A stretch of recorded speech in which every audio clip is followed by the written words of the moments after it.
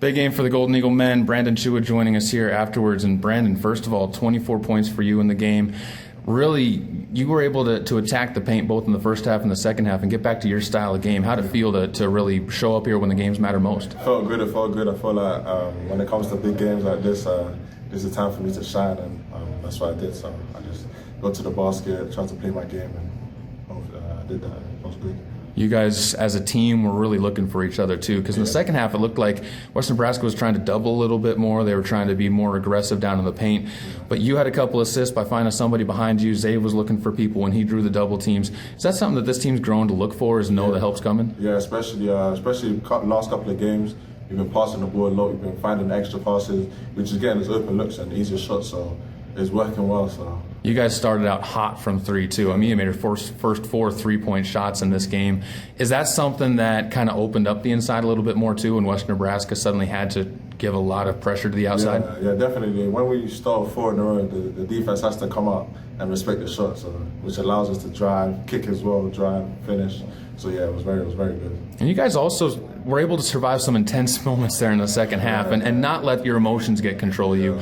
How important was that to kind of keep your guys level-headed, especially when they were making a small run? Yeah, that's very important. It helps us for the next game. We don't want no one getting fouled out or ejected, so they can't play the next game. So we just have to keep our head and focus on playing, hopefully, Casper tomorrow, so let's get revenge. You talk about the revenge side of things. You weren't here for last year, but Otero also kind of a team that's got that revenge check mark next to it as a team you guys want to beat. But does it help or does it hurt, or does it not really matter much when you see a team on the other side that you have that little bit of extra go-to for? It don't really matter. I don't mind who I play against. I'll play against anyone.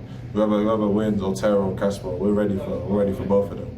This team under Coach Saulsberry, he's been able to take into the quarterfinals first year, semifinals his second year. Yeah. How much would it mean, knowing what he's put in with the school and kind of how much he puts out for you guys and how much you guys have respect for him? How much would it mean to get him to the finals? No, I mean a lot. We do everything for Coach, so if we get to the finals for him, it's for him. And last thing, this team's never been to the national championships. We haven't had a chance to talk to you much about that, but how big would it be to be a part of that group that sets a record? It'll be good. Getting to the national championship. That's what we're trying to do. We're trying to get to Hutch. That's our goal. So we win our next 2 games, and that's us there. Hopefully Hutch bound, but Brandon, great job for you out there on the court, and good luck as you guys get ready for tomorrow night. Thank you. Big win for the Golden Eagle men. Coach DeWayne Saulsberry joining us. And, Coach, first of all, making the semifinals for the second straight year, that says something about where this program's heading and this group of guys. They are, man. They're playing well, and they're trying to, they know that this is their last chance playing together. So one night that you don't play well, that's the end of it. So I really like the attitude that the guys have right now, and their focus. Talk a little bit about the first half performance. These guys jumped out from the gate. They made their first 5 shots. 4 of them were threes. Was that just is that something that was? I don't know. Did you see that for pregame warmups? Or did they just kind of catch fire? No, I actually called the timeout and told them it was fool's gold. We needed to go back downhill, because that's what we do really well, is go downhill. But we'll take them as we get them, and it was a fun first half. That second half really was one where you guys took a big push into the paint. You guys really were aggressive trying to draw the contact. The officials were starting to call more fouls in the second half. Do you like it when you see your teams taking advantage of calls like that? You do. We just got to get up to the point where we can step up to the free throw line and knock them down. We got our calls. We got everything we wanted. We just didn't step up to the free throw line and knock them down. But the great thing about it is we got another chance tomorrow to come out and try to do that. Well, and even when you talk about that still, you're around 70% for the game from the free throw line in this one. And that's really, as a coach, you got to be happy with 70%. You know how we are. We've gone from that 70% to that, we've been around 50, we've been around 30, we've been around 25. So anything over 50 for this team is a bonus. Talk about the composure they held at the end, too, because it got physical there. There were a couple times when things really got heated there with some technicals being called. But your guys, they never really let it flare and get into them. I just kept preaching to them that we had another game to play.